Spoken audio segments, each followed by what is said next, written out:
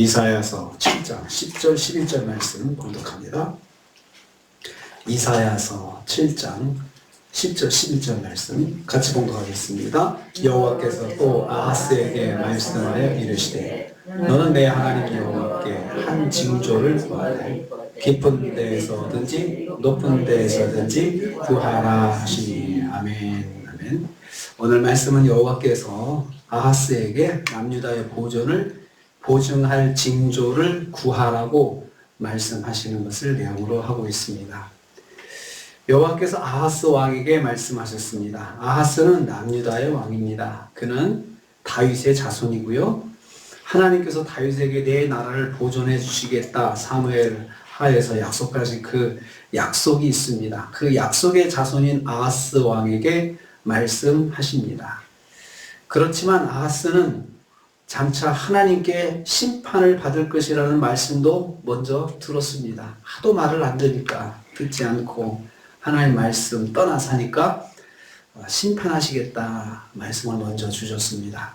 그 심판의 일원으로 아람과 북이스라엘 연합군의 침략을 받을 것입니다. 그러나 그 상황에서 여호와께서 보존해 주시겠다는 말씀을 또 해주셨습니다.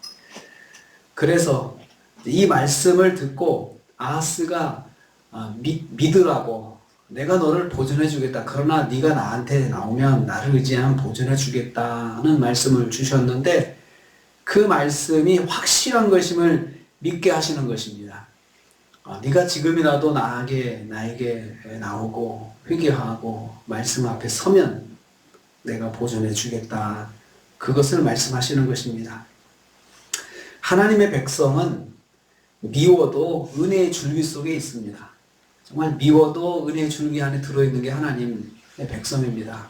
그래서 하나님께서 틈을 보여주시는 거죠. 그렇게 내가 심판하겠다 하셨지만 한편 마음속으로는 하나님께서 마음이 좋지 않으신 거죠. 자기 자녀를 혼내면서 마음이 좋은 사람이 있겠습니까? 혼날 짓을 해도 여지를 남겨놓죠. 지금이라도 잘못했다고 싹싹 빌면 마음이 변할 수 있다라고 말로 힌트를 줍니다. 그러면 빨리 알아들어야 되겠죠.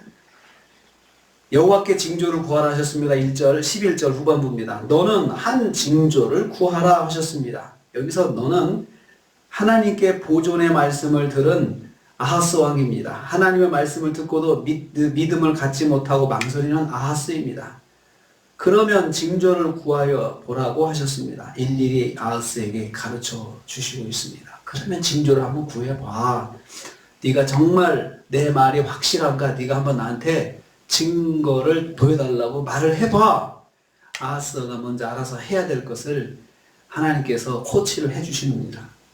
징조란 입증할 만한 증거를 말합니다. 하나님의 말씀을 입증하실 증거를 보여주시라고 한번 말을 해봐. 이렇게 하신 것입니다. 아하스가 무엇을 할지 모르게 이끌어 주시는 것입니다. 하나님이 말씀하시고 징조도 구하도록 이끌어 주십니다. 이건 확실하게 해주시겠다는 약속입니다. 내가 확실하게 해줄 거니까 안 믿어지면 징조를 한번 구해봐. 이렇게 하십니다. 하나님은 원하신다는 징조도 보여주심으로 신실함을 입증하십니다.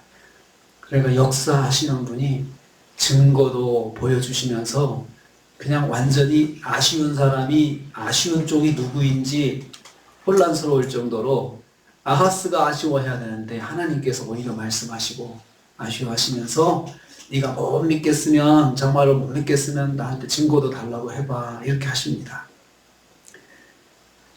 여호와께서 어디든지 구하라고 말씀하셨습니다. 11절 후반부입니다. 깊은 데서든지 높은 데서든지 구하라 하셨습니다. 이걸 직역하면 깊은 데서 깊은 데서 오게 해달라고, 높은 데서 오게 해달라고 기도해봐라. 이런 말씀입니다. 무슨 말씀입니까? 깊은 데와 높은 데는 인간이 도달하기 불가능한 장소입니다.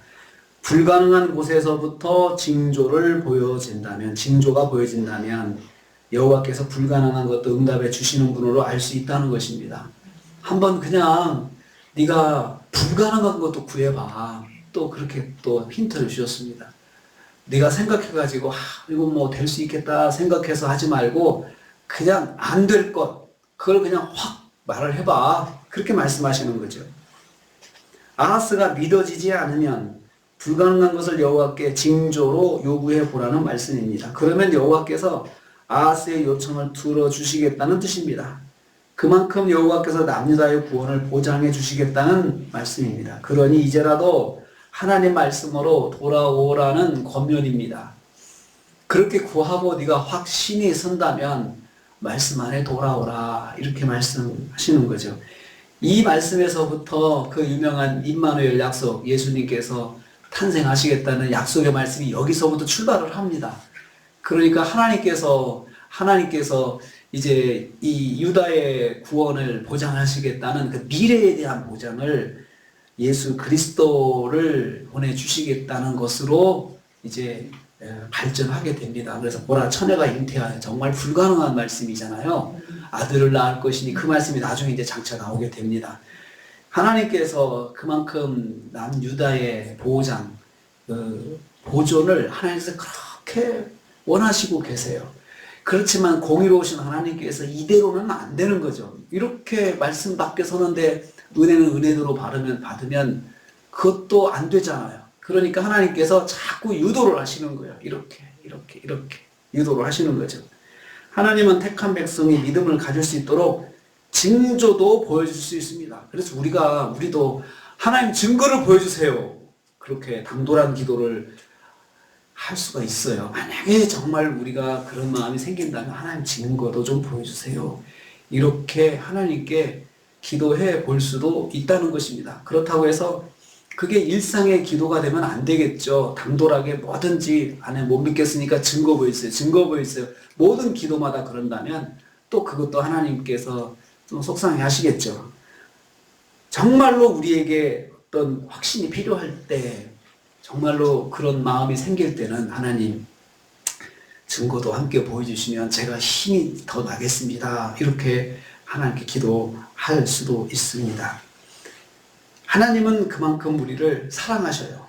사랑하시니까 그 기도도 예쁘게 봐주시는 거죠. 얼마나 당돌합니까? 아니, 전능하신 하나님께서 해주시겠다는 약속의 말씀을 주셨는데 그걸 믿지 못하고 자꾸 이리 빼고 저리 빼고 못 믿겠으니까 저는 안 되겠습니다, 이러면서 자꾸 그럴 때 하나님께서 많이 속상해 하시죠. 그렇지만 사랑하는 자녀가 또 그런 마음을 가지고 있으니까 그것을 또 풀어주시려고 그렇게 해 주십니다. 정말로 성경을 읽으면서 하나님께서 사랑하시는 백성을 향한 그 마음이 징계하시면서도 마음이 편치 않으시다는 것을 느끼게 됩니다. 그러므로 우리는 그 사랑의 하나님께서 우리와 늘 함께 하시고 우리에게 말씀해 주십니다. 그래서 우리는 그 사랑의 하나님의 사랑에 힘입어서 뭔가 내가 잘못했다 싶으면 빨리 엎드리는 것이 정답입니다. 빨리 엎드려서 하나님 죄송합니다. 제가 또 인간적인 생각을 했습니다. 정말 죄송합니다. 하나님 저에게 믿음을 주시고 또 이 문제를 이렇게 하나님께서 인도해 주시기를 원합니다. 그래서 하나님께 구한다면 하나님께서 우리에게 또 역사를 해 주실 것입니다. 하나님의 헤세드 사랑이 우리한테 늘 있다는 걸 기억하셔야 되고, 우리는 완벽하지 못하지만 그 사랑 안에 살고 있다, 이것을 꼭 기억하셔서 오늘 또 우리가 믿음 안에 살면서 하나님 안에 붙들려서 승리하신 하루가 되시기를 주님의 이름으로 축복합니다. 주님 감사합니다.